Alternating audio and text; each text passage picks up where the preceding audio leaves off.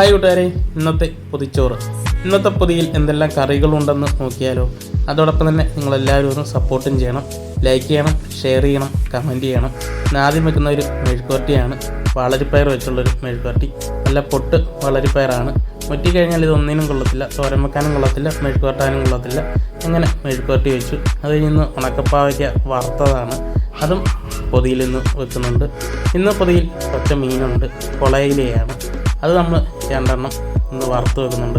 നല്ലപോലെ മുരിച്ചെടുത്ത മീനാണ്. അങ്ങനെ അതും 2 പീസ് നമ്മൾ പൊതിയിൽ വെക്കുന്നുണ്ട്. ഇന്ന് പൊതിയിൽ ഒഴിക്കറിയൊന്നുമില്ല, അതിനേരം തേങ്ങാ ചമ്മന്തിയുമാണ്.